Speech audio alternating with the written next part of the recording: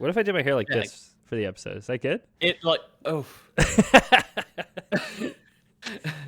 it kind of got blurry when you started, and then you briefly did look like one of the parents from Charlie and the Chocolate Factory, like the old one. Just like it's or just like a fat German child who loves candy. It was that kind of That's my spirit thing there. Yeah. Welcome back to the internet's #1 fake history podcast, The Lore Boys. Today we'll be returning to the plane of Lorwyn to finish the story of a few wayward students who have found themselves stranded here. I'm your host, Ethan Palmer. With me, as always, is James and Peter. Wait a minute. Huh? Wait a second. It's just you're me. Not Jamie. Jamie was just what here. The heck? Oh wait, is it this way? Yeah. You're not Jamie. What the heck? I'm normally on the bottom when I see them. So it's you're normally on the bottom. What's happened? What's happened? Yeah, exactly. What's happened? We need Jonno, if you can do this, edit this in, please. Just like a scarecrow version of Jamie, or just a bad photo of him. I think would be a great sure, replacement. Yeah, or like in memoriam. Just like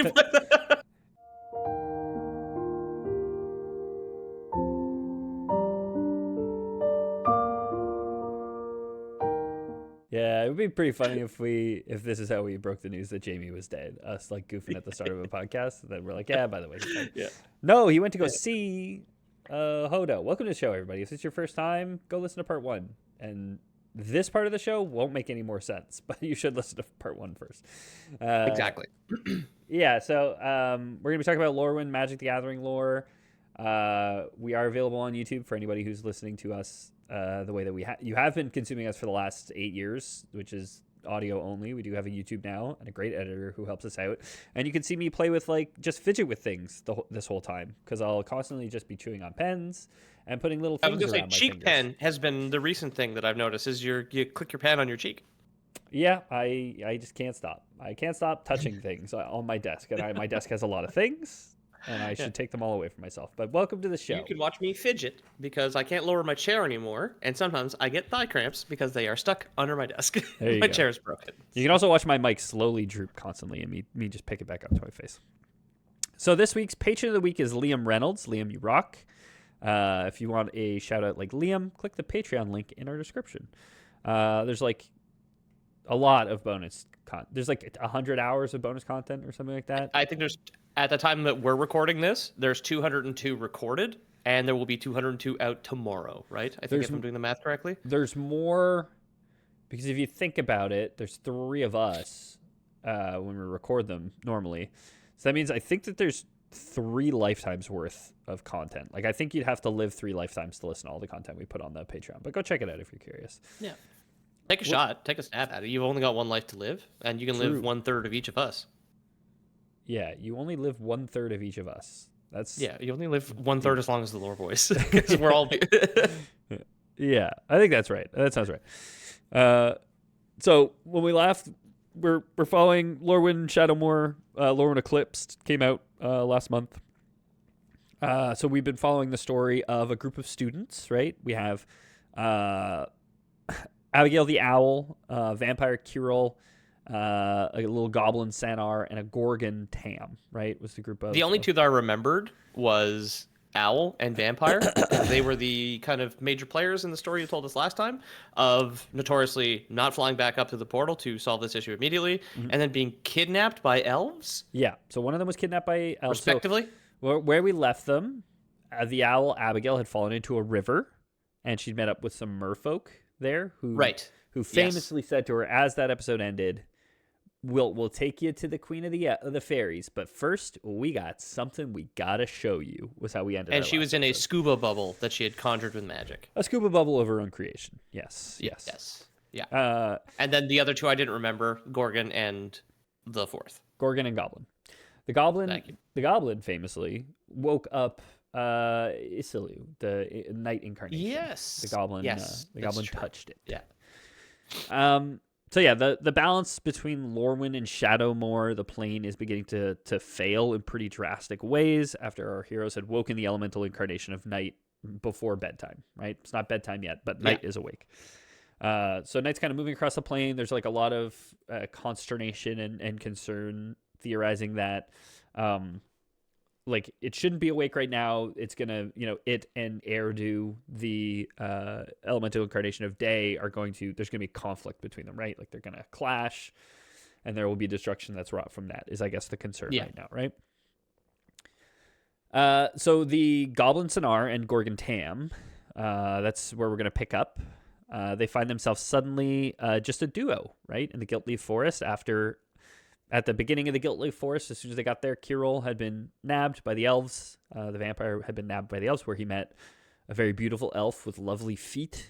Oh yes, I remember a thick elf with hooves. Yeah. You can just look up high perfect Morcant feet, and presumably taint your search algorithm forever. The ads you have displayed to you will be forever changed on the internet. They'll never be the same. Just with one search. Okay, so everyone in the government has been emailing back and forth about her feet for years for some fucking reason, and we're just finding out now. Yeah. Sanar and Tam. Tam's walking up on Sanar. Sanar had been knocked on his butt by a nameless forest monster who had also knocked Abigail into the river, right? And then retreated into the woods. So Sanar relays what had happened to Abigail, that she'd also been knocked on her butt, but she had the misfortune of landing in a river when that was done, right? The pair decide that saving their friend from drowning is a pretty tall ask, and instead they decide to stick to the plan, right? The plan being get to the fairy kingdom and let Queen Marilyn know what they've seen, right? And then ask her for help getting back into the Omen Path or escaping altogether. And they were given this plan by Brigid, the Kithkin. You'll remember she was in the little old hobbit lady. I was just scrolling back up through the photos and having my memory refreshed about what all these characters looked like. I forgot that the goblin was like a little paintbrush guy instead of the big nosed green little monster. Yeah, just he looked more like a monkey than a goblin, if you ask me. But yeah, he's more like a Furby sort of thing. Right? Yeah, like a troll doll almost with that hairstyle. Excuse me. Yeah, that's what I meant. Yeah. Mm-hmm. So Tam and Sanar are like, okay, we gotta steady on. If we can find Marilyn, she can hopefully help with all these problems, right? Our missing friends and getting us home. So they head for her. They're not far at this point. The gateway to Glen Elendra, the city of fairies, is through a waterfall. So gamer moment. The secret tunnel is behind the waterfall. Oh, okay, of course. Not that kind of gamer moment. In my head, I immediately was just like, what? Oh no! Oh no! You need to speak the word to enter. Like you just speak the gamer word, it parts the waterfall. Oh no!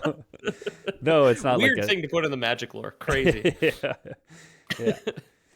When Tam and Sanar arrive, they find the queen in a bit of distress. Sorry, I'm just thinking of like a skeleton hand holding the Burger King crown, like in the middle of a lake. It's just, you have to put it on. Yeah, put it on. Yeah. So, you might recall from last episode, Marilyn had been in her home of Glen Elendra. She had woken up the elemental incarnation of Day had been there, and she went to go talk to it. And then she was talking with her friend Reese at some point then too about what they should do.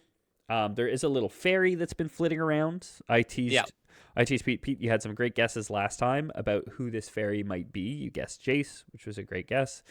And it will be somebody we recognize, but we don't know who it is just yet. Okay. And when I say recognize, you might not remember them. If I pull up the art that I showed you last time that we talked about them, you would remember them. I don't know if you'll remember the character name because we haven't talked about them a lot, I guess you would say. Yeah. I mean, I only said Jace because during like Thunder Junction and one other story, he was in disguise as the smoky horn monster. Yeah, exactly. He was in disguise as Ashiok, Nightmare Weaver. That's it. During that story. Yeah. So they find Queen Marilyn in distress. Okay. The Queen of the Fae was on her knees. She's clutching her hair, muttering "No, no, no" when the duo gets apprehended by Glen Elendra guards. Right. She was upset, of course, as a bunch of flower petals had appeared on a table. Okay, so it's pretty upsetting, right? Here's the quote from Sheena Maguire's "Fetch Me That Flower." The drift of flower petals covering her dressing table and the floor around it remained as they were, unchanging and accusing. They were small and fragrant, and they came from no flower that bloomed in Lorwyn or in Shadowmoor. But Marilyn knew them. Oh, how well she knew them. She had been born of them once, when she was made by Una, before she had taken on the shape and memory of Marilyn of the Mornsong, whose name she still carried.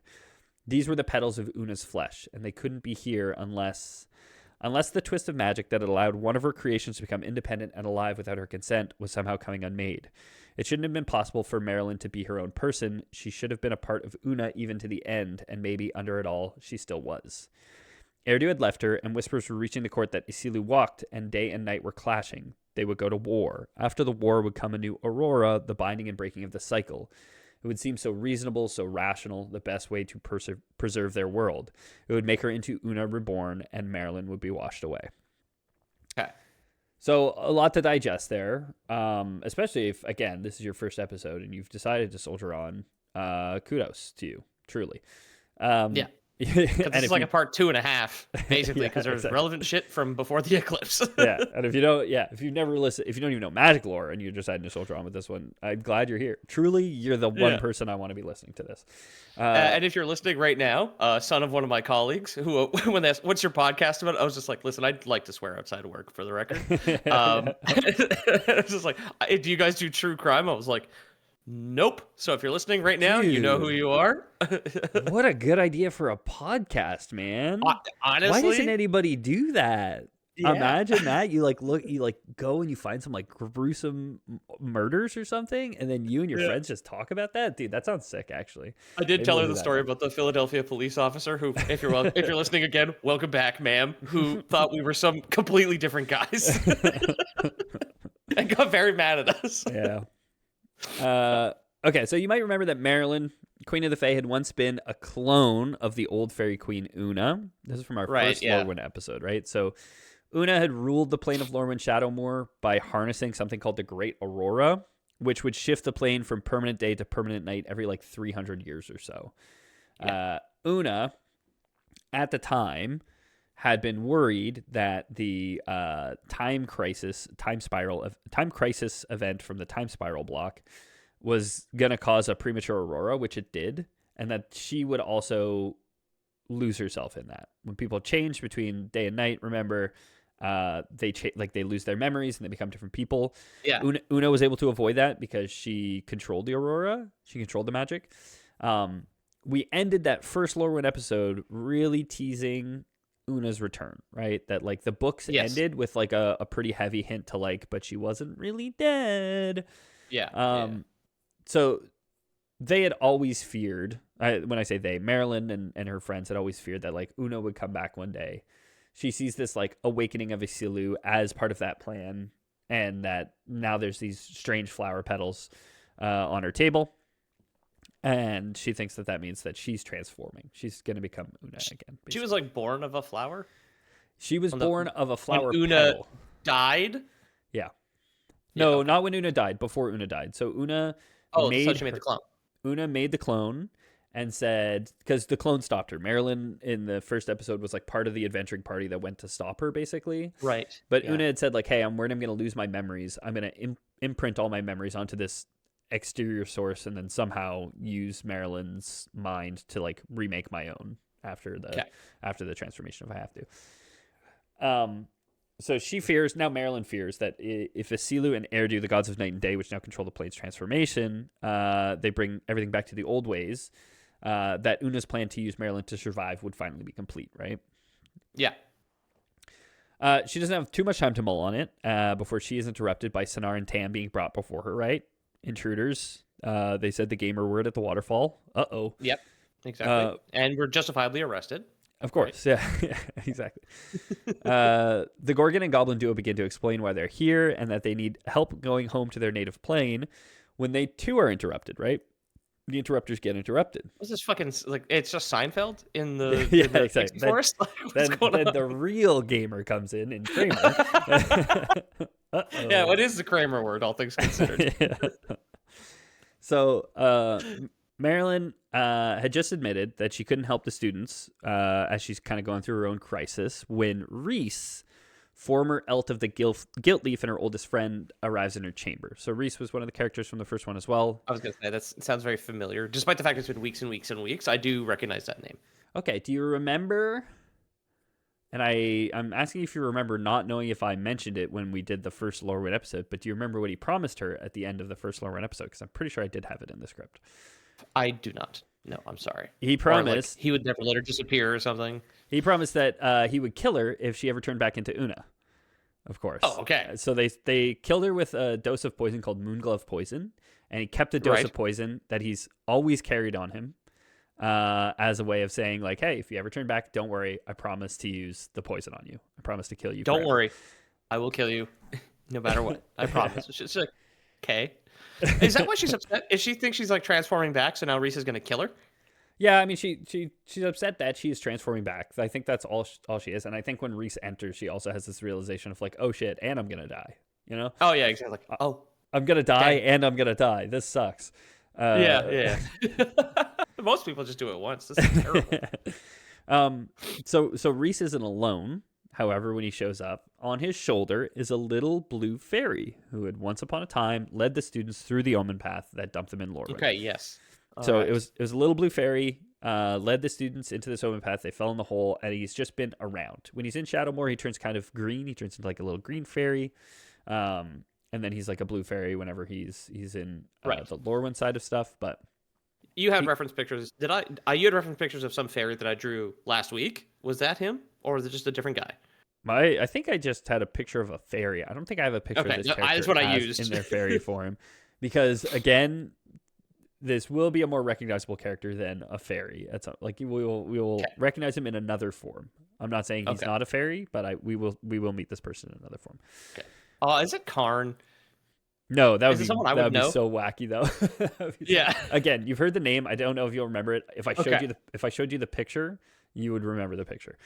Okay, sorry. I'm just so curious now. I'm just like, you'll get to it. There's Magic fans who will know it, who maybe don't know the story, who will be interested to hear this. But so the little blue fairy is whispering in Reese's ear, who is clearly here with a bone to pick with Marilyn, right? Reese is like, this ain't right. Like I said long ago, when Reese and Marilyn had first defeated Una, they feared that for all her schemes, she wasn't really done. They knew there was a chance she'd be back someday. And after they defeated her, they had saved some of the poison they'd used to do it, and Marilyn had made Reese promise that if it ever looked like she was transforming into Una, that he'd use it on her. Yeah. So Reese... Oh, looks like. His bar is quite low for this. I will say yes. Okay? Because he's like, he walks into the room, he like sees the flower petals, he's like, guess it's fucking time to kill you. There's flower petals on your table, huh? And... she's just been cleaning out the gutters. She's like, no. Yeah, exactly. I will say he just wanted to do it. It's not even any excuse. It's on site. Yeah, no, it's straight up.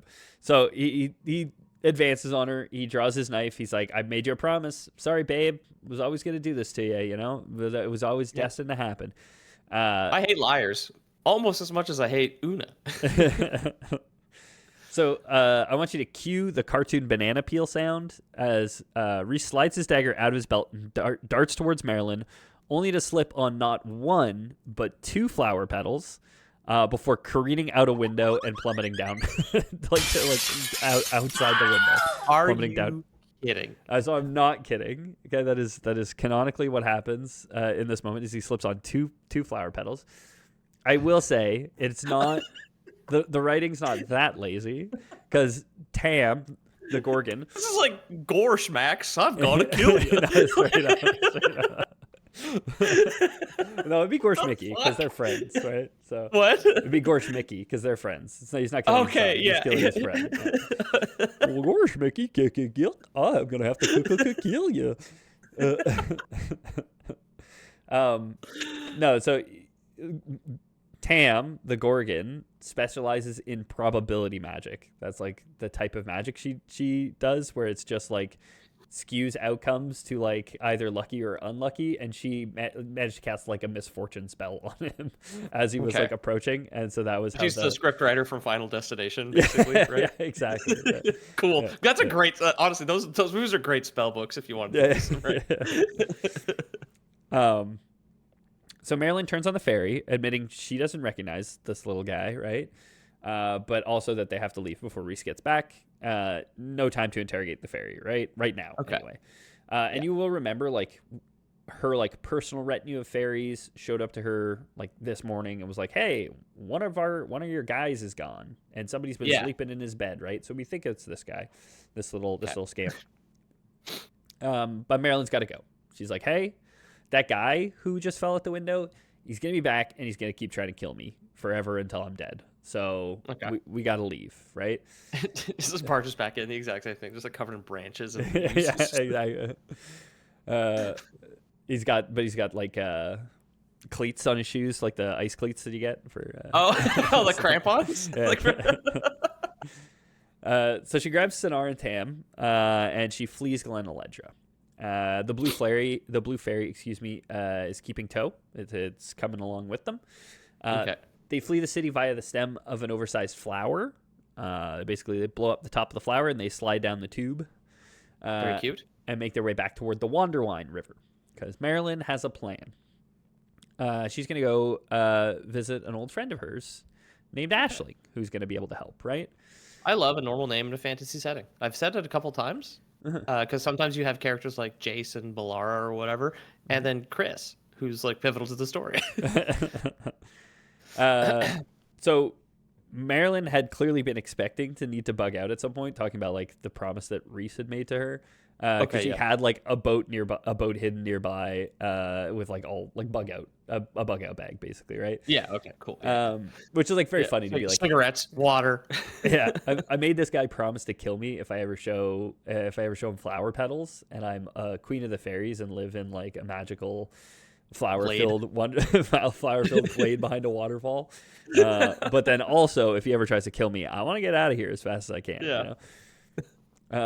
So she have asked him to just break that promise. Oh no, he promised her he would do it anyway, right? Because he didn't want to go through all the Eclipse shit again. Yeah, I mean, he didn't want that. He knew it was the right thing, and then he also because like Una was like, she's a fairy, she was a trickster, she's very underhanded.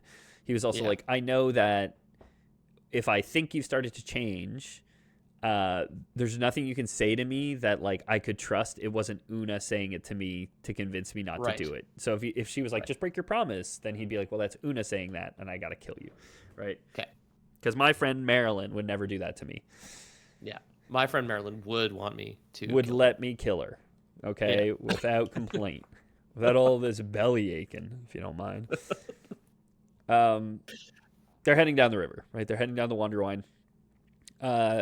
As they meander, they notice patches of darkness where Isulu has walked, and Marilyn studies them as best she can. You know, she's trying to get any kind of information about what's going on the plane. Yeah. But eventually a root reaches out and snags their craft, bringing them to Stink Drinker Warren, which if I was the mayor of a warren, I think I would like to have it called Stink Drinker. Yeah? Mm-hmm. Like, okay. I'm not saying like a town, but if I'm running a warren, you know, it feels fitting for I guess. I mean, everybody who would like to do would just be bunnies, right? Yeah, or goblins. Boggarts in this case is where it is. Okay. A boggart home. I always thought that. Yeah, like, is a warren a rabbit den? Yeah. Rabbits live in warrens. Yeah. Okay. Probably other animals. Stink Drinker. Yeah, Stink Drinker's a great name for a boggart.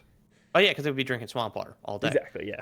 Stink Drinker was Jamie's nickname in college, actually. So. Oh, cool. Very nice. Mm-hmm. Well, that's Swamp House, actually. That's Swamp Warren that he lived in. The Swamp Warren, yeah. So again, she hopes to meet up with an old friend Marilyn, or an old friend Aisling, excuse me. Her name's Marilyn, and she'd be in luck. The elemental was there to help her off this gift. So I will send a picture of what Aisling looks like. This was another, big character in our original Lorwyn story. This was one of like the adventuring party that stopped her in the first place. Yeah. She's a flamekin, so she's made of fire, basically. Yeah. She spent a lot of time on like a pilgrimage during the original Lorwyn episode, and then was tricked into hitting puberty early. Not magic puberty in the planeswalking sense, but magic puberty in the elemental sense, I guess, where she was forced to meet like an elder elemental before she was ready and become a bigger elemental. So the gang hangs out with the local boggarts here. Boggarts just being the Lorwyn word for goblins, who take an immediate interest in their goblin cousin, Sinar, right? They see a new goblin. Right, this one's got fur. They're like, let's teach him to fish and stuff. There, Aisling informs them of the elves' plan, which we learned last episode, which is to kill the Walking Knight, right? High Perfect Yeah. Morkanth had said, cool, let's kill night, and then it'll always be day. Marilyn explains that, of course, balance is more important than having daytime forever. When Tam asks, wouldn't that be a good thing if all the evil people were gone all of a sudden? All that we consider evil. Like the Yeah, nighttime exactly. version of myself, Yeah. who's rowdy. Nighttime version of myself is mostly sleepy, honestly. Yeah, frankly. But I'm evil during the day. I've got to. It's when I've got the most energy. True, yeah. It's exhausting being so evil all the time. Pulling all those levers which change which track the trolley goes on, it's exhausting, you know? It's a good workout. Yeah. I do it at a standing desk now. Yeah. I have a little walking pad between my trolley levers. Yeah, with your curved up boots that you wear. So Ashling's like, I can get us a better boat. Let's head downriver. I'm coming with you. We're going to try and stop the Guilt Leaf, right? We're going to try and stop them from killing Elemental Knight. That's what we got to focus on right now, and then we'll get you kids home. The fairy, which had been following them this whole time, like downriver, listens in on their conversation, but then he flies off to go deal with something. He'll be back, but he does just disappear. They're really letting this guy come and go as he pleases, I gotta say. No one. It's irresponsible. Like, I mean, this was the main part of the story where it was like they were with him on a boat this whole time, or maybe he was following them. It wasn't super clear. But I was like, why wouldn't they ask him any questions during a boat trip downriver? But also before bugging out, they straight up were just like, I recognize him. I'm very suspicious for some reason. That can all wait. He should follow me to my secret boat. Yeah, exactly. Exactly. I don't trust you, fella. Like it is just the guy. He's like in the black suit with the sunglasses on. It's like, I don't like the look of that guy, but you come with me. What'd you say your name was, Mr. CIA? Exactly. Yeah, it's a little. It's whatever. It's forgivable, I guess. But it's silly. Whatever. It's a plot hole. It ain't Cinema Sins. It's Lore Boys, guys. Exactly. So elsewhere in Lorwyn, back where the students first arrive, we have our next visitor from another plane to arrive on Lorwyn Shadowmoor. A tall, white-haired, one-eyed cat boy, a Johnny Gold. A Johnny. Yeah. Cool. So again, He would have Johnny. been my second guess after Jace for who has been transformed. I mean, I guess my second guess was Karn, but that's kind of fake. A Johnny would have been the next one I had hit you with, but he's just showing up on his own. Well, we talked about him on the last episode, so you probably just didn't remember, but he had been in Strixhaven when the students had gone missing, and he had been visiting their teacher, Liliana Vess, who's another very famous planeswalker. Right. Yeah, okay. Vess had asked the Johnny to go after the missing students to see if he could find them because he's a cat, so he's a good tracker, I guess. And his search led him through the Omen Path to here on Lorwyn, right? Yeah. So Portal's up high. You'll land fine, kitty cat. That's it. He's here to find them kids. He picks up the scent. He takes off after them while they are climbing aboard a brand new ship off to try and get Elemental Knight to just simmer down for a bit, okay? Marilyn keeps a wary eye out for her best friend, right? The assassin Reese, who is hellbent on killing her. Yep. Aisling helps to explain while they're on this boat, right? Aisling helps to explain why Una was so bad, and we get a little more insight onto how the old Fairy Queen's ritual worked to cycle the Aurora. It turns out Erdu and Isilu have always walked the plane and were part of the Aurora before Una took over, kind of as they do now. So as they do now is like they walk across the plane in like patches. They'll like cast daytime and they'll cast nighttime in different places. Yeah, that's what I figured. It's like as they move, it's Jamie's toothbrush theory in action, right? Exactly, yeah. And it's like, so kind of the inciting action for the story was like Isilu woke up. They do seem to take it in shifts where one of them will like walk around and paint a bunch of day, and then one of them will walk around and paint a bunch of night. Okay. They don't typically walk around at the same time. And this is what they'd always done. Una had managed to take the auroras that they drag in their wake and weave a ritual to cause the Great Aurora from the original Lorwyn Shadowmoor story, right? So I'm going to say Lore Boys canon, she like subdued these beasts, like she made them into or their magic into something that she was able to control. That's why we didn't have them in the last story, in the original story. Okay. Marilyn also shares a story from her past that we haven't heard before. Again, I didn't read the original books. I did a fair bit of research on them, but I didn't get my hands on original copies of all of them. But she tells us she has a brother. Okay. So the story that we know is that Marilyn is made from a flower petal instilled with Una's essence. If Una were to lose herself or be destroyed, in theory, she'd come back through Marilyn, was the idea, right? Okay, yeah. But in truth, Una made Marilyn from half a flower petal. The other half actually made her brother first. So half a flower petal was split into two. Half of that was used to make a brother who was born first. Before Marilyn had been created, this brother has a bit of a story. So Marilyn had never met her brother, but has memories of him from Una herself. So Una imprinted memories onto Marilyn as a way of like regaining her own memories if she were to lose them. When Una imprinted Marilyn's personality, she also imprinted memories, right? Marilyn's brother had been made to rule Shadowmoor, where Marilyn had been made to rule Lorwyn. So Una, figuring she didn't know what was going to happen to her psyche, was like, I'm going to make a Shadowmoor clone, and I'm going to make a Lorwyn clone, and I'll be able to pick whichever one I need at any given time, right? Her brother, however, had rebelled against the Fey Queen. Had said like, nope, I'm not gonna let you just overwrite my memories and make me into Una too. He had met a giant sage and befriended him. The price of that friendship was the giant's execution at Una's hand. She also said something along the lines of like, which really makes me curious what more story we're gonna get out of Lorwyn. I don't think we're like coming back to the plane specifically for a while, but like we know there's a Strixhaven set coming up, so like the magic school that these kids are from, there's another one of those sets coming up. I wonder if we're gonna get any more of this story, because she basically says something along the lines of like, this is my most important lesson to you, is that fathers always lie, fathers will always betray you, or whatever. And we don't know who Una's father was, as far as I know. But also, I want to apologize, I keep forgetting we're on camera. My cat, I just keep looking over because she's fussing around. Normally during audio, I can keep paying attention to Ethan, but now I realize people are staring at me, and I'm just looking over there at whatever the fuck she's doing. Pete's looking at the shadow man who lives in his apartment. There's a little blue fairy that just flew into here. What the hell? You can just see a little reflection off his teeth right here behind the door. Just barely. What is that? Yeah, so Una's brother had met a giant sage, befriended him. Marilyn's brother had met a giant sage, befriended him. Yeah. Said like, Una had him killed. Yeah. Said, Una, you're not my real mom. You're just my clone mom. I want to choose my own dad. Una had him killed. Marilyn's brother swore to never forgive Una, but he was never seen again. Is cloning adoption? Now I think about like a teenage petal clone who's being rebellious. Is it adoption? I mean, yeah, if the clone comes out, does the clone come out your age, or you raise? Is it like a Cubert Farnsworth situation where you're like raising your clone? Oh yeah, I think that's the difference.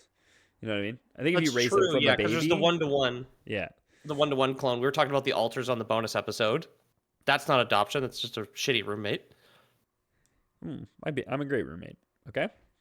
I mean, having a shitty roommate is kind of like having a stepchild who doesn't respect you, right? A little bit. Exactly. Huh. Chew on that. Chew on that little philosophical conundrum there, dear listener. Why don't you chew on that, dear listener? Because we're going to go to a break. So when we get back from the break, you tell us what you think about clone adoption, huh? Should I be allowed to adopt as any number of clones that I want? You tell me. Okay. Welcome back to the Wander Wine, where our heroes are rowing gently downstream on the Lorwyn side of things, but not for long, right? Looming ahead of their ship, there's a slash of night cutting across the river, bringing their gentle boat ride to a stop. Okay, they don't want to cross into night. Things are scary there. Okay, so they say, let's not do it. It's not worth it. I think the Wander Wine reminded me of Brandywine from Lord of the Rings, and just immediately it popped into my head is like the Nazgul with like sleepy caps instead of their spooky dark hoods. It's just like, oh, it's nighttime over there. Yeah. One of them's got like a teddy bear. Like the spectral version, like reaching out to try and pull like a Beanie Baby out of Frodo's hand. So Marilyn groans. She realizes they have to stop. So the students don't seem to be affected by the transition from day to night. Non-natives of Lorwyn Shadowmoor don't seem to be affected. But Marilyn herself is not affected by it anymore. She was once upon a time, but when they first took down Una, they found a solution to that. Not the half the clone petal. It's because she's cloned to be day. Yeah, it's probably something to do with that. Okay. Like it was dealt with in the first one, and I'm pretty sure this is a like the fact that she's half a petal and has a brother. I think this is a retcon, Okay. or not necessarily a retcon. Like they're not changing the continuity in any way, but I don't think that was Okay. canon in the last one at least. So I'll put that in for my own game theory, my own lore boys canon for that. So she's good, and the students are good, but Aisling might be another story, right? So the last time the plane had shifted entirely to night, when Una was still controlling the Great Aurora, Aisling had transformed into a giant fiery elemental which blazed across the plane, wreaking havoc. So, the book that begins with Shadowmoor specifically is like the group is just trying to like wrangle Aisling, who's this like terribly destructive force just tearing across the plane, basically. Thankfully, when they had bested Una the last time with the help of a great elemental, it had left her with the ability to move between day and night without losing her mind. So she is also, it turns out, good. And I will give you a picture of what she looks like in the nighttime now, because she's a new kind of something they have in Lorwyn now. They didn't used to have this, but she's a flame. It's funny. This is what I was going to say. Is she either ice? Yeah. Or is she at least blue? Was going to be my question before you posted a photo. Both, ice and blue. Okay. Yeah. Yeah. So the opposite of fire is blue. It's like the opposite of orange is blue, I guess. Yeah. Because that's how they always do it. I do think it is. They're literally across from each other on a color wheel, but I always use the color square in Photoshop. Let me check a color wheel while you do that. Let me pull up the clip here. You pull up the clip while I read you a quote. Aisling stepped into Shadowmoor, blue light racing along her skin, and her deeply banked inner fires melting into something frozen and shimmering, like the magnetic lights that sometimes dance in the sky above the fury gale back on campus. Sonar gasped. Tam stopped walking and stared. Aisling turned to face the pair of them, a small smile on her transformed face. So she's a Rhymekin now. So she has the ability to turn into a ice instead of a fire. Yeah. You were right. Yeah. I knew I was, but I was happy to have you pull up the clip. And I had to learn something. I did not You're know. the artist. The artist, I don't know anything about color theory. I'm just but it occurs naturally that sometimes I'm just like, well, these two just complement each other, right? These just go great. Yeah. I don't know why. I don't know why. It's so weird. So they begin walking in Shadowmoor, right? They are quickly confronted. It's like they walk into nighttime. They're like, see, I'm still me. I'm just cool and blue now. And we can just totally walk in Shadowmoor. And then they like turn around, and there's a group of Shadowmoor Kithkin led by Bridget, who's just like, stop, you ne'er-do-wells. We're going to kill you, right? Right. Immediately. Yeah, exactly. Like straight up right away. They're like, no. There's nothing scary about this side of the track. Cable news propaganda. Don't worry about that at all. So as they walk, they begin to realize. Oh no, sorry. That's what I just read. I realized that I muted myself in Discord because that gets Craig to stop listening to me. But then I also remembered I'm doing the local recording for the video, and I did a big clearing of my nostrils a second ago. So hopefully we got that in post. Yeah, sorry for the sniffs. My sinuses are very dry because of all the vacuuming I did. So I'm sitting here just like every once in a while. So apologies. Okay, so they're stopped by the Kithkin. They realize they can't fight back because Bridget is their friend. She was part of the group, part of their friend group whenever they bested Una the first time. But this is their Shadowmoor self who doesn't remember them at all, right? Right. But they don't want to hurt her still, right? So they're taken captive. Scary hobbits, like holding her at arm's length, just like, stop, no, we know each other, sort of thing. Exactly. So they're taken captive. They're led deeper into Shadowmoor. As they walk, however, there's a strange feeling which washes over them and kind of like makes them pause for a moment. It reminds Sonar and Tam of their time in the cave where they woke Isilu when they first arrived on the plane. And sure enough, a few moments later, who do they see strutting his stuff, his six-legged stuff through the forest, huh? The frickin' Gotta be that your boy Isilu. Gotta be that frickin' elemental incarnation of night, huh? Walking towards them, led by, you want to take a guess? The strange green fairy, which had trapped the students here in Lorwyn. Okay, that was not going to be my guess. I was going to say the assassin guy whose name I have forgotten. Reese. It would be a good Reese. guess, but alas, no. So, remember how the fairy flew off? He's gone to get Isilu, it seems like, and to bring Isilu here.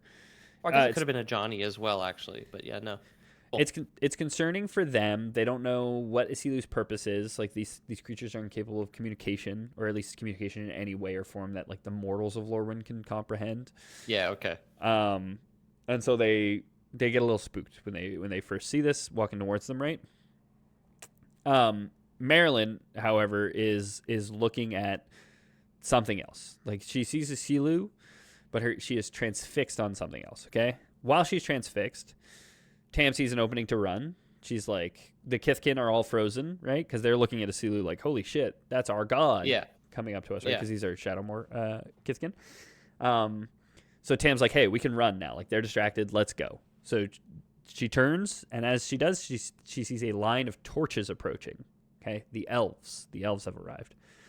So, right, they want to kill it. They do want to kill it, right? And what the heck have they been up to since we last left them? They said that they were gonna freaking get a poison to kill it, huh? Yeah. So elsewhere, in a little while ago, we have and Reese's poison kill nighttime. That is not the poison that they were going for. Reese's poison, Moonglove, grows it during the day, and could kill Day. I'm trying to get this square in my head. I'm not talking like an asshole on purpose. No. I mean, it seems like you're processing it. The poison that the elves are trying to get, and we're going to talk about it in a second, is called Dawn Glow, and that will kill. It only grows in the night and will kill the night. Nighttime. Okay. Yeah. If you want to kill a Nazgul with a sleeping cap on, you got to use Dawn Glow, I think. Right. Nighttime. It's okay. Yeah. I guess it is like Dayquil kills the sun god, whereas Nightquill kills the moon god. Okay. Yeah. But Dayquil, weirdly enough, only grows at night. Only grows at night. Nightquill, weirdly enough, only grows during the day. So it's like a certain tree that you have to tap to get Dayquil out in the nighttime forest. I'm just picturing like lines running through like all the trees, like because out here you can see the tap lines like in the trees in February, and just like bright orange full of Dayquil, basically. A bunch of meth heads just like at the gates. They got like razor wire fences around all their trees. I don't know. Yeah, it would be like no man's land outside outside the fucking Dayquil orchard, just like coiled razor wire with just like crackheads in it. Oh my god. So elsewhere in a little while ago, the elves of the Guiltleaf had learned something valuable about their little vampire captive Kirill, right? So right. Kirill had been taken captured, and Kirill had spilled their guts to the High Perfect Morkant when they saw how beautiful they were, but then kind of realized like, hey, maybe this High Perfect Morkant's not such a nice person, huh? She's pretty, but I don't like the way she fin-doms me. Exactly. I got fin-dommed into just thinking she was the good cop, but I was so wrong. Exactly. I'll tell you everything. I'm so sorry. So Kirill had spilled the beans to them at some point that they are able to move through the auroras. That they specifically are able to move through the auroras, right? Without losing their memories. None of the students are natives to the plane. Exactly. Yeah, so there you go. Okay. Kirill expresses like, hey, I can move through the auroras at some point, and the elves are like, that's really useful because we can't, and where we're going, we're going to night, so we need somebody who can kind of fuck with that. You know what I mean? Yeah. We're going to the Dayquil plants in the nighttime. So since they were planning on killing Isilu, they needed some flowers to make their poison. Some of those flowers, or the flower, it turns out, were in an area already changed to darkness by Isilu, and they only grow in darkness. So right, okay. So they take Kirill. They say like, hey, you're gonna go get the flowers for us, right? Yeah. They're led into the plane with their hands bound on their second flower picking excursion in as many days, because you will remember their assignment with school was to go pick magic flowers. Oh, yes, of course. So they ended up falling into the hole. This time you're going to distract the cashier at the CVS while we steal as much NyQuil as we can get out. Yeah, exactly. Yeah. Okay. We're going to bind your hands in sync. Carol? You're going to walk into that CVS, and you're going to buy as many Sudafeds as they'll let you buy, okay?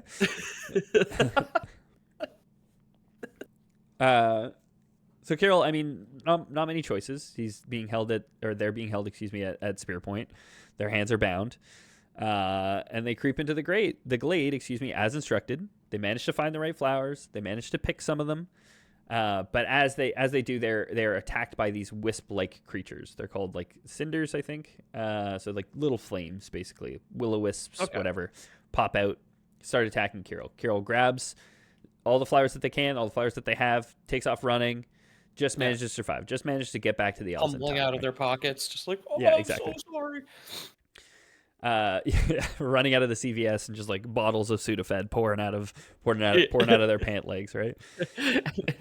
Big overweight cinder wisp just running like mall security cop. When they return, when Carol returns, High Perfect Morkant is displeased. She says they need more, and that Carol needs to go back and get more, right? And Carol's like, that's suicide. I'm not gonna do it, right? The young vampire refuses. It looks like High Perfect Morkant might be forced to just have him killed there when a white blur explodes into the glade, right? A Johnny Goldmane arrives on the scene.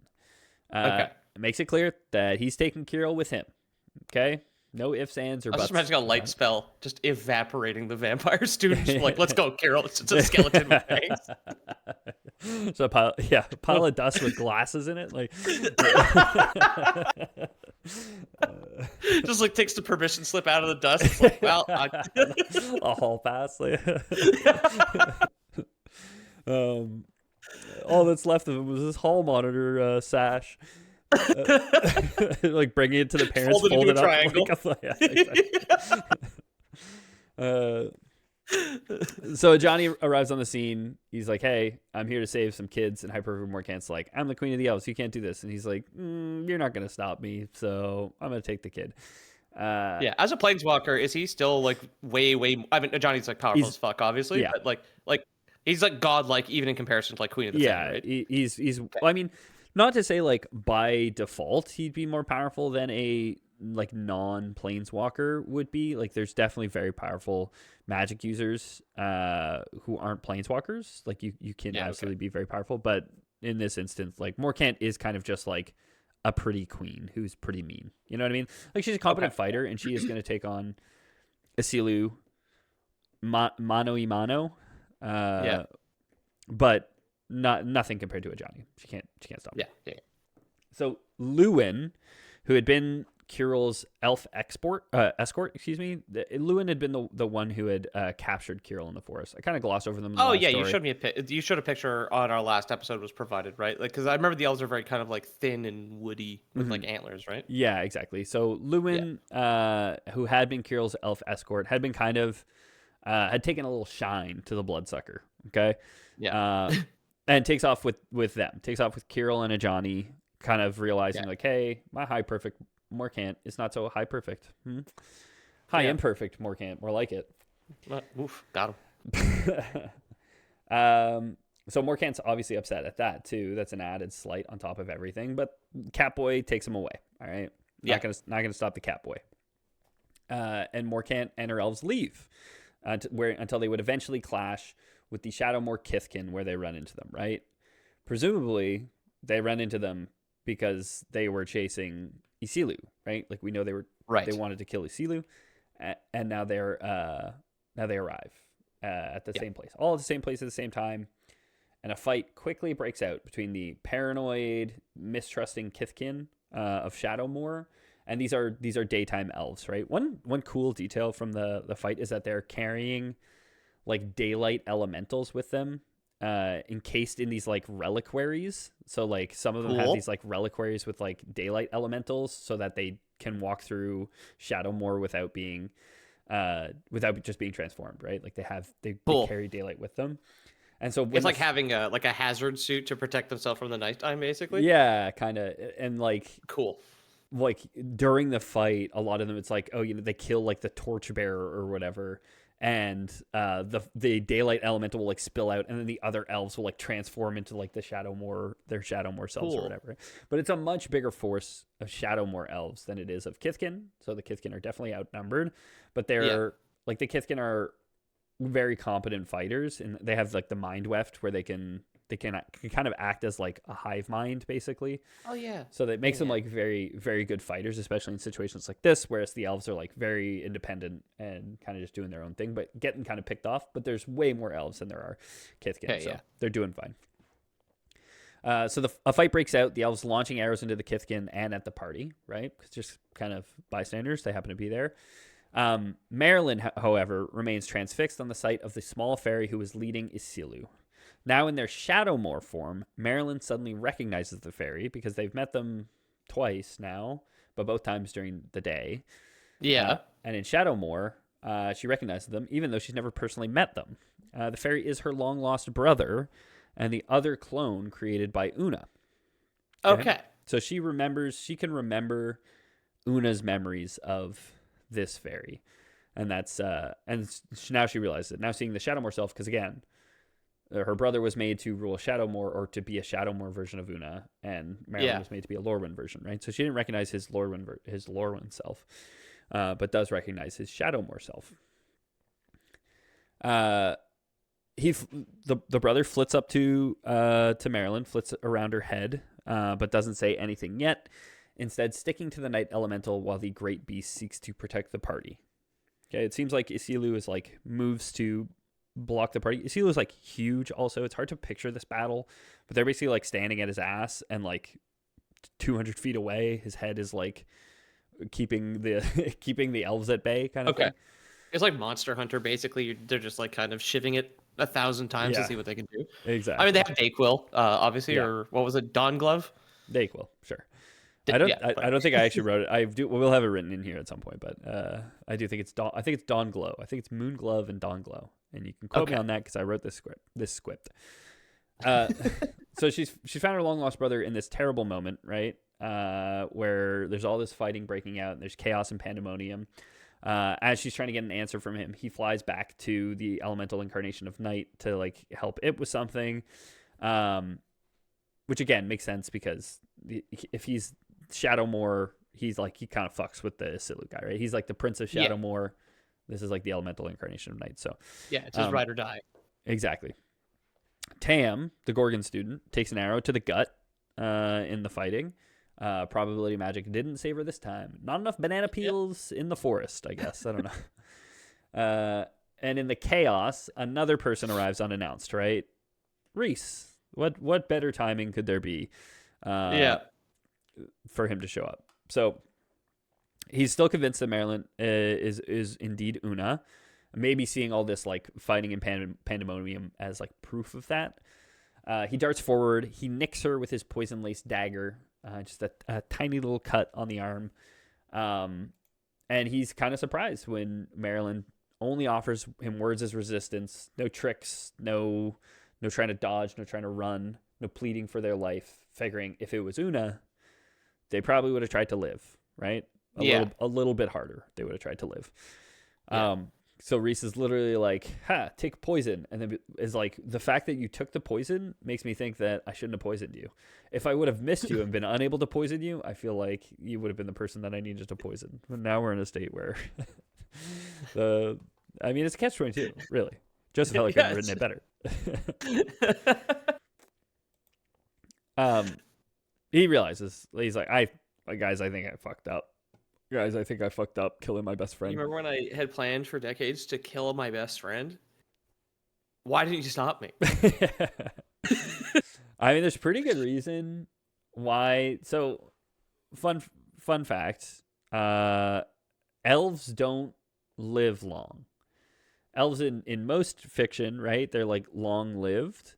And I think I know in Lorwyn Shadowmoor, they also live for like hundreds of years or thousands of years or whatever. But compared to all the other races, like Kithkin and Merfolk and Boggarts here in Lorwyn and Elementals, like they live way longer. So interesting. People kind of look at the elves as like, hey, like, sorry, buddy, you're a flash in the pan. And it is funny to like read these instances of people like saying that to elves, basically.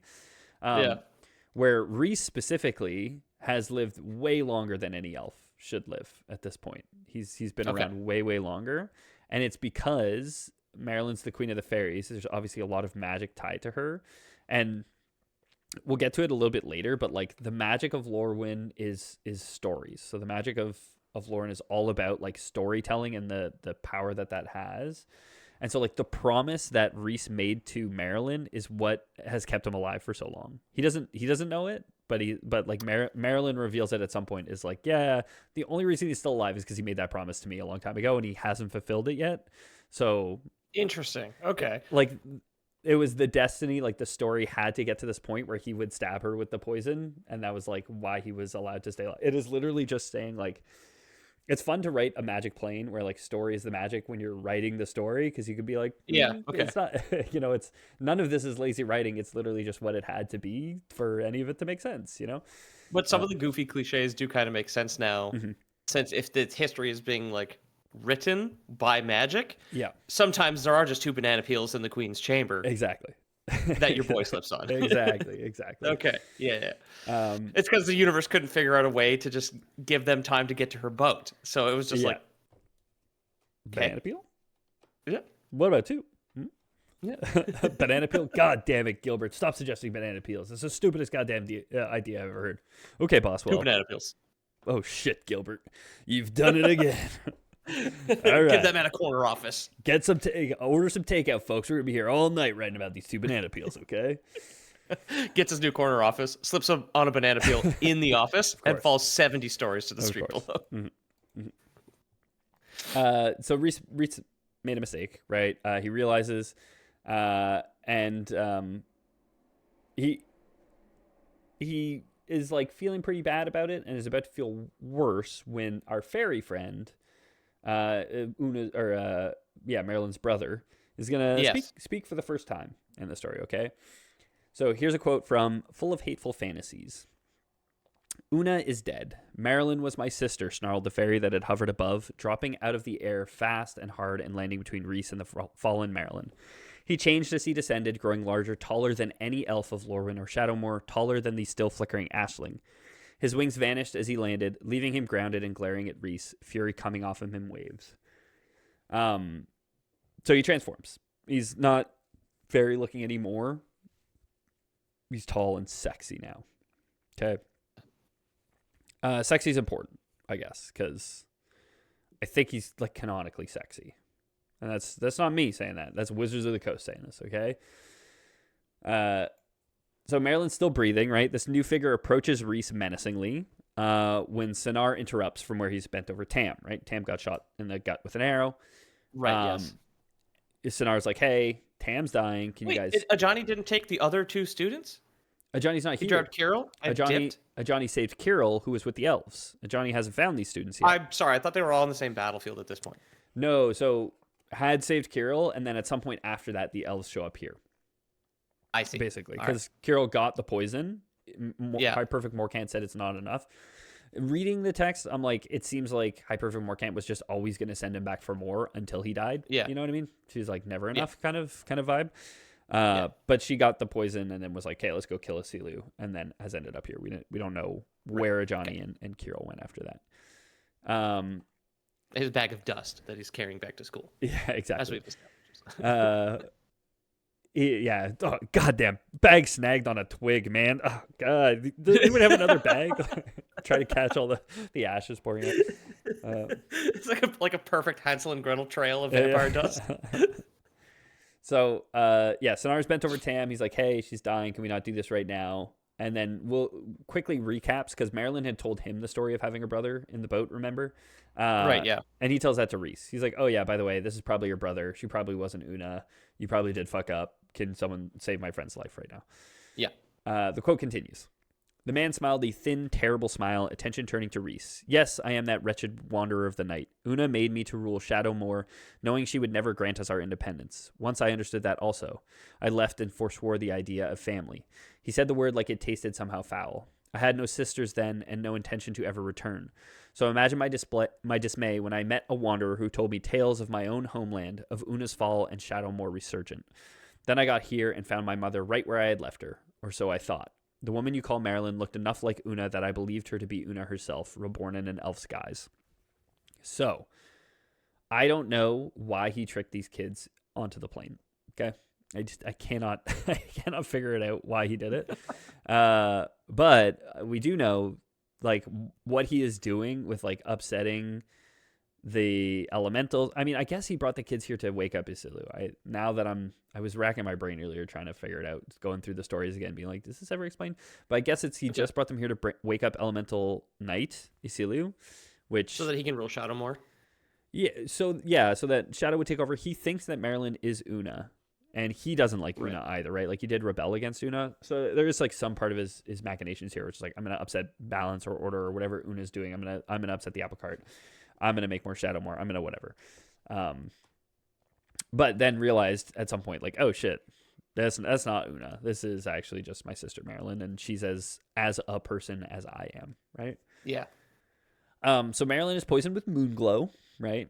This is the deadliest poison on the plane, and Tam is bleeding out from a gut shot, is where we are right now. Okay. They're still surrounded by elves who've been fought more or less to a temporary stalemate, but have not been defeated or routed or anything like that. Okay. Things are looking pretty bad for them when we get another nice little Catus Ex Machina, right? Ajani arrives once more. Kirill under his arm, and Kirill, hops out of his arms and says, "Hey, thanks. This is Ajani. He's a friend of Professor Vess's. He's here to rescue us, guys." The fairy, who's now a man, no longer a fairy, recognizes the name, and we finally get his introduction. When he mentions like, oh, Vest, Professor Vest, you mean Liliana Vest? And they say, and Ajani's like, yeah, how do you know them? And he says, I traveled with her once. My name is Oko. So we find out that the long-lost Prince of Shadowmoor is none other than Oko, little trickster whom we've met in both Thunder Junction and Eldraine. So in Thunder Junction, he was like the hot twink elf who put on the heist. He was like the one who recruited everybody to do it. And was that to find his dad or something?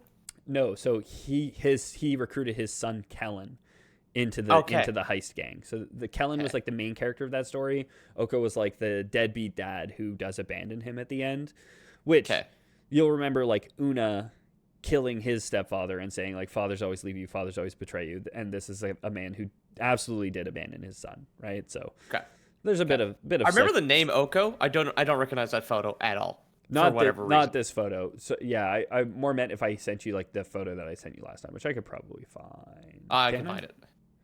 I got it right here. I'm gonna beat you to it. Where is it? Here he is. There you go. This sexy elf, and that's why I said it's important. It's a nice little hint for the people who know Magic but don't know the story. They're like they're gonna think. Oh, I do remember this photo. Elf. Yes. They're gonna think of Oko. I think for sure. They should. They should now. Exactly, right. And like in Eldraine, he and Garrick Wildspeaker kidnapped like the High King of Eldraine, which like sent the High King Kenrith was kidnapped by him because his wacky machinations. This guy, he's always up to something. But before Oko kills Reese, right? They realize there is a chance to save Marilyn, maybe, right? The Dawn Glow that Kirill had been sent to retrieve by High Perfect Morkant can counteract the Moonglove poison. What if we need some NyQuil to balance her out? Fucking stat, doctor. Exactly. If you've ever drank too much Dayquil, Magic the Gathering says just top it off with some NyQuil and you'll be fine. Sleep it off. The Lore Boys lawyers say this is not medical advice. For the record, anybody? Unlike all the other stuff we say on our show, which is definitely medical advice, this one is only sort of medical advice. Give it a try. I don't know. Yeah. Let me know. Write in your experices. Yeah. Send us an email on Dayquil. Send us an email on NyQuil, and we'll just see how the tone changes in your writing. Yeah. Do some Ambien and fight it to stay up to the point where you start hallucinating, and then send us an email. Okay. Contact at loreboyspodcast.com. We'll read it on a mailbag. Do you think that's the Philadelphia cop? You think that's what was going on? You think she was just zooted on like prescription pills? Yeah, sleeping pills. Probably. Probably. Doing like rip fuel until she's hallucinating and just like listening to fucking crime podcasts. So they have a solution, right? They're like, we know how to save Marilyn. We should do it. Oko, Sonar, and Kirill head for High Perfect Morkant, where Kirill had left the last Dawn Glow he'd seen, right? Yeah. And they're not surprised to see her going head to head with Isilu, incarnation of night, with the Donglo in her hand. Okay, there's like a bunch of dead elves around them too that Isilu has killed. But they intervene. They manage to get the Donglo off of her, while also forcing the High Perfect into her Shadowmoor self. So Lewin actually goes with them too, and Lewin like knows she has like an artifact on her which will let her not transform, and he like snatches it off her belt after they knock her down, basically. So she transforms into her Shadowmoor self. Immediately apologizes profusely to Isilu, because now Isilu's like, now they're Shadowmoor, so now there's like, oh shit, I'm on your side now. Now I want to go kill the other guy, you know. And they head back towards Maryland. They're like, cool, we got the good healing juice, right? As they return, they see in the sky, here's a quote, actually. A golden glow appeared on the horizon, growing brighter and brighter before rising like the sun, and Erdu appeared. The day elemental loped into view with the long, unhurried stride of an unthreatened animal, moving easily on its 6 legs, the sun above its head gleaming through the depths of Isilu's night. A small figure flew alongside Erdu, brown wings spread wide as it circled the day elemental's head. The shape of this second creature was unfamiliar to those of Lorwyn Shadowmoor, but Kirill brightened and straightened, waving their arms over their head like they were trying to flag down a flying carriage. Abigail, they shouted. Abigail, over here! So this is the Owlkin. Abigail. Yes. Owlbigail. Who has found Erdu. Elemental Day, I guess. Did I write in an explanation here? So, yeah, I think I do a little bit later, actually. So they return. They see Abigail. They don't meet up with her quite yet. They're like, we got to get this poison that counters the other poison to Maryland, right? And they see that Tam is still injured when they return. So Ajani didn't go with them because he has healing magic. So he's like, I'm going to heal the dying student here, okay? Goes down. He's doing his healing magic on her. But when they return, they see that Tam is still injured. The wound doesn't want to really heal. Like, he took the arrow out, he closed the wound, but it seems to not want to heal. Is there elf poison on it? No, but Oko, this is when Oko reveals that the magic on Lorwyn is driven by story more than anything else. And he's like, hey, like, sure, she's important, but like, the queen is dying. The whole plane is kind of experiencing this like very depressing and dark tone right now. So he's like, the best thing you can do for her is to actually go heal Marilyn with your magic. Use this NyQuil and go heal my sister. Go drug my sister with this NyQuil and things will be all right again. The queen slowly dying of poison. The story's too grim for Ajani's magic to take real effect, is what it seems to be. Right? Okay. As Oko urges on Ajani to instead focus on the queen, Reese speaks up. I fear the queen may be past saving, said Reese. Oko's head snapped around, eyes widening for an instant before he threw himself across the gulf between them, dropping to his knees next to Marilyn. No, he said. No, I refuse. This isn't how my little sister's story ends. She's mine now that I've found her, and I won't let her slip away from me. I won't fail her. I remember. Creatures of Shadowmoor aren't meant to remember who we are by day, but I do, and I know the other me failed his son. He had a son, and he failed him. He's failed every lover he's ever taken. We both failed our mother maker when we ran away. Night or day, I refuse to fail my sister. She alone shall hold the whole of my success. He moved closer, easing one hand under the motionless Marilyn's head, and uncapped the vial of Donglo with a flick of his thumb as he leaned toward her. Reese leaned back, making no move to stop him, and Oko shot him a narrow-eyed glance. What a cruel world to force one such as I to play the hero, Oko said, and brought the vial to her lips, tilting him with the utmost care so that only a few drops fell into her mouth. So yeah, he kind of reveals, like, yeah, I failed my son. I wasn't a good dad, probably. But that also says, like, it was the Lorwyn side, like, not... He's like, it wasn't me. You know, it was kind of the daytime side of me where I was like, I'm kind of cool and chill. You know, he's never fully chill. Oko, it seems like he's always going to be a bit of a guy. Even like throughout all this, he's very arrogant. He saves her at some point, and she's like, "Why didn't you just tell me?" Like, and he's like, "Well, I'm not. You know, I'm never going to say sorry." I think is a line from this story, right? But she is saved. He uses the Donglo to save her. Even saves a few drops. For Tam to help Ajani's magic, basically, right? And this is when he says, he also says, like, oh, don't mistake it for kindness. It's like it's a bad luck to like reject the knight's gifts, and this was like a gift of the knight, so I won't just waste it, and she doesn't need it anymore. Okay. Like Marilyn doesn't need it anymore.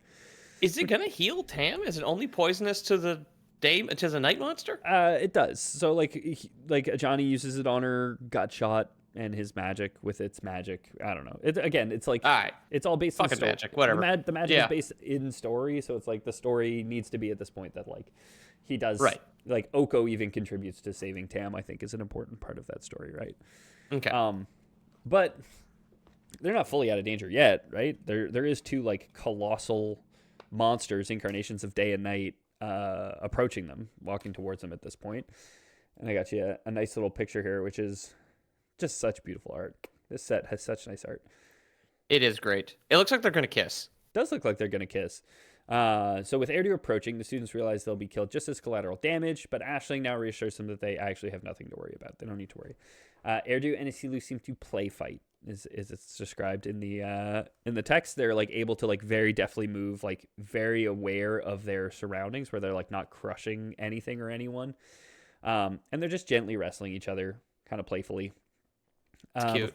I do like how these are big like dragon monsters that don't have heads. The fact that the neck is like a hole with either a sun or moon in it is pretty dope. It's great design. Yeah, so for the people who can't see it, or people who haven't looked it up, like it's these two beasts. They have their long necks, no heads, because above the one's head there's the sun, and above the other's head there's the moon, and they have their necks intertwined right now, and then their heads are facing each other, and it's an eclipse in the center, right? Yeah. Where the sun meets the moon. So, it's gorgeous. Justin Gerard is the artist, so look it up if you want. Erdu does bend down at one point to help heal Tam also, which is like they're just piling it on. They're like, okay, chill with the healing now. She gotta do a bit herself, you know, pull herself up by her bootstraps, her snake straps. Abigail reveals that. Okay, so if you remember how it's such a funny expression because snakes don't have shoes. Of all the animal that could never, but they're strap shaped. Okay, that's Come true. on, Yeah. right? Yeah. When I was a kid, I had Velcro snakes before I could tie them. Right? Yeah, exactly. I'm just picturing like fangs. a kid in like first grade, just like hands covered in band-aids from snake bites, where he's trying to learn to tie his shoes. Just keeps getting just like band-aids all over his fingers. Like,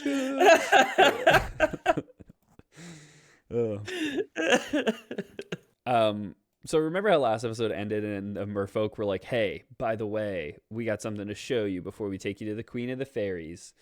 Yeah, what'd they show her? It was Erdu. It was like the elemental incarnation of day. It was just like chilling in the river.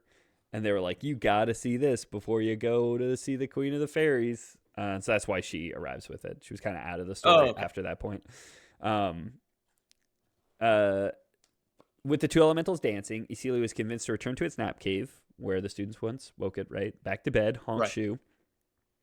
And it seems like everything's going to be fine, right? Happy ending for everyone, question mark? Well, sorta. Yeah. Sorta. So Marilyn reveals that as Reese is an elf, he'd long since have died a natural death, right?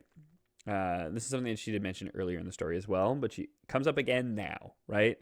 Because it was the magic of the promise he had made to Marilyn which had kept him alive so well. And astute listeners might have noticed he fulfilled his promise now, right? Yeah. Marilyn quickly tells him, like, hey, you got to make me another promise. You have to promise me something. Reese is like, damn, I had a good one. Honestly, I'm pretty chill to just crumble to dust now. Yeah, okay. And so he does. Here's a nice little picture of Reese just crumbling to flower petals, basically, in front of Erdu, Elemental Day. That's cool. Yeah, he's just very happy to get Thanos snapped and be gone. And now it's our turn to crumble to dust. That's the end of the episode. That's the end of the Lorwyn Shadowmoor lore. Thanks so much for listening, everybody. We hope you enjoyed the show. If you did, consider leaving us a rating or review on your podcast app of choice. Peter, you want to talk about anything? Anything at all? Yeah. At Laura's Podcast on Instagram. Send us memes. I won't see them. But thank you, everybody, for the follows and everything, all the support. And then my book, The Black Frontier, is available on Amazon, linked below. Or as a reward for our Patreon tiers. Anyway, Yeah. Check it out. Check out Patreon. Patreon.com/Loreboys. Please. If you are an audio listener, check out our YouTube page. It's Loreboys on YouTube. Check it out. Why not? It's free. To subscribe is free. So hit subscribe. Hit like, follow, subscribe. Leave a comment. We've been trying to answer comments. Okay, so leave one and maybe I'll see it. And James has a twitch.tv/LoreboysJames. So check it out. Huh? It's all linked below. Yeah. Also, our beautiful editor, Jonno, has a Twitch, which maybe he's linking below. I can't remember. I'm not doing the YouTube. I don't know. I hope he so. is. He also has a YouTube where he talks about some cool stuff, some cool tabletop gaming stuff, which I would have big overlap with our fan base. So, Jonno, link your stuff. Okay. It'd be so funny if he's editing. He's just like, first half is fine. First half is great, needed some work. Second half, probably fine. Just never sees this, never links it. I hope. Just ready. He's got to fix my big snort that I did at some point, or I'll try and cut it out. I would try and cut it out, but I'm gonna mess it all up. Thanks so much for listening. If you like the show, consider leaving us a rating review on your podcast app of choice. If you want to support us financially, we have Patreon. It's linked in the description. We also have Loreboys Prime. Do Dayquil. And I think that would constitute a Lore Boys. Lore Boys? Out. Do Sudafed.